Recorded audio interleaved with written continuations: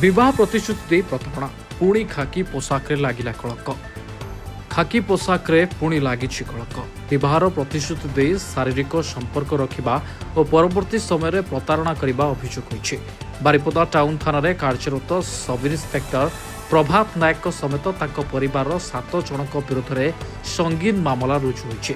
प्राप्त सूचना अनुसार अभियुक्त एसआई घर केन्दुझर जिले में होता बेले पीड़िता घर पुरी जिले में उभयों मध्य विगत प्राय 1 वर्ष धरी प्रेम संपर्क गढ़ी उठिला। पूर्व बह को नहीं विवाद उपजिबारु केन्दुझर एक थाना उभयों पक्षरे आपोष बुझापणा कर 3 मास धरी उभय बारिपदार एकत्र होते। मात्र किछि दिन पर अभियुक्त अन्य जड़े युवती संपर्क पीड़िता जाना पाइबा परे उभयों मध्य तिक्तता और मनोमालिन्य चरम सीमार पहुंचता एवं पर एसआई जनक पीड़िता धराछुआ दे नथिले। निराश होई पीड़िता ए संपर्क में मयूरभंज जिला आरक्षी अधीक्षक द्वारस्थ होई लिखित अभियोग करथिले। एसपी निर्देश क्रमे बारिपदा टाउन थाना केस नंबर 542/26 एक मामला रुजु करा जाई अभियुक्त प्रभात समेत परिवार 7 जनक विरोध में पुलिस तदंत जारी रखिछि। आज अभियुक्त पुलिस बाबू को पचराउचरा पर गिरफ करा जाई बारिपदा कोर्ट चालाण करा जायतिबा सूचना रहिछि। Bureau report of news.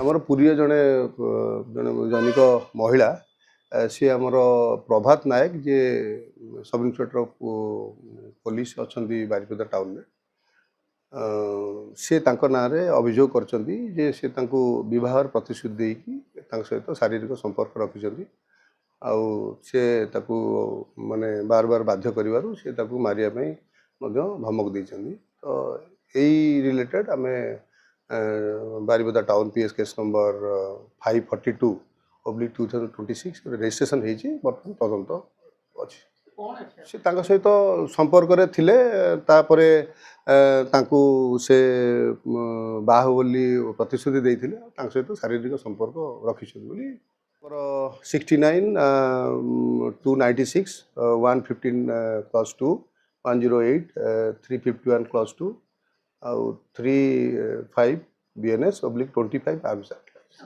हाँ विभिन्न आमर हाँ केते जन फैमिली मेंबर्स किछि आमर बारिपदर किछि लोक ना से अभियोग कर तदंत परिसर जस्ट आम खबर पाऊे से कौन बारिपदा ना घर से जो प्रभात नायक घर है केउंझर सेठी झील जाइथिले आउ सेठी कौन से कनसर्न पुलिस स्टेशन में कौन लिखापढ़ा खबर पाऊँ।